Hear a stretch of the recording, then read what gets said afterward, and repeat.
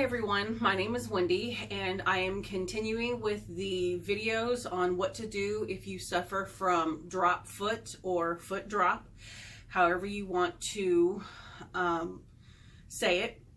Today I have one of my favorite clients on my table. She's here to help me. Her name is Liz, and I'm going to be showing you how you can massage each other. So if you have a spouse, a partner, a child at home and you're suffering from this condition, this is how they can help you. So the first thing that we're going to do is we're going to start by softening the glutes. So what that means is because a lot of this pain can be coming from the sciatic nerve, because the sciatic nerve starts here in the low back and it runs down the back of the leg, and then once it gets to the knee, it wraps around the front and becomes the peroneal nerve, which is where a lot of pain can come from this condition. So I'm gonna show you how to work all of that today. So we're gonna start with softening the glutes. So here I am, I'm just using nice flat hand and fingers, just working in her glutes. Once I get her used to my pressure here, I'm gonna come in with an elbow in my forearm.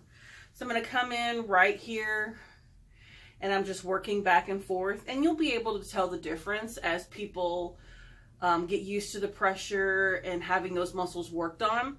You'll be able to feel the muscles let go and soften up. So after a few minutes of this, I usually spend about 5 to 10 minutes just on the glutes.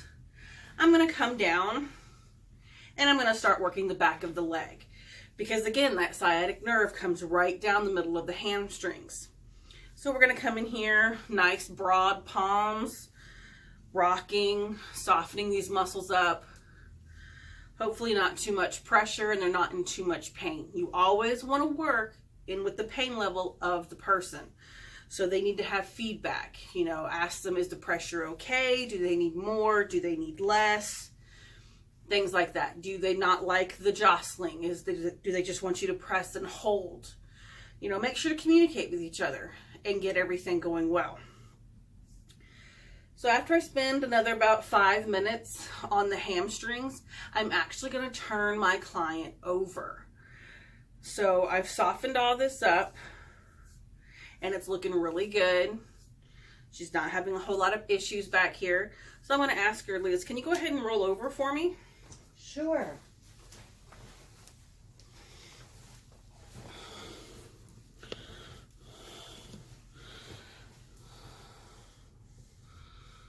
So now I'm going to be working actually down here in the lower leg, because that sciatic nerve has crossed over the knee and it's become your peroneal nerve, which runs right through here. And a lot of the pain from this condition can be due to damage to the peroneal nerve. So I'm going to come in with my thumbs very gently, because this can be very tender on anybody, whether you have this condition, drop foot or not, because you're working right along that shin bone. So I'm coming in here, just feeling around, looking for tight muscles. She's got some tightness right through here. So because your thumbs are smaller instruments, I'm going to use something a little bit bigger, because I don't want to hurt my thumbs. I don't want to hurt my thumbs trying to work through these dense muscles. So I'm actually going to rotate her leg in a little bit, see how her foot's in like this. So I'm going to rotate it in just to make sure that this part of her leg pops up. And I'm going to go back to my elbow and forearm. But I'm going to be very gentle, because again, this can be very sensitive for people. I know on my legs personally, when somebody starts mashing on that, it's a little tender. So be careful and always communicate with your client. So I'm coming in off the bone, not on the bone. And I'm just working my elbow. Liz, how's that pressure? That pressure's wonderful. Okay. So I'm working right here along her shin bone, right on that nerve. And I'm just lightly, a little bit of a jostle, because sometimes jostling can help ease the pain and tenderness when working in tight areas. And I'm just going to keep working this until I get all the muscles to soften. Once everything has softened up, I'm going to come out. I'm going to pull the leg forward so it's nice and flat again.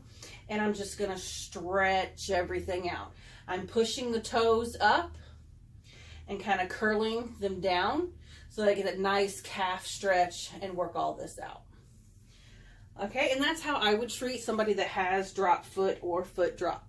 If you have any questions, please feel free to contact me through my Facebook page at La Valley Massage Therapy or comment below here on my YouTube channel. Thank you for watching, and I'll see you next time.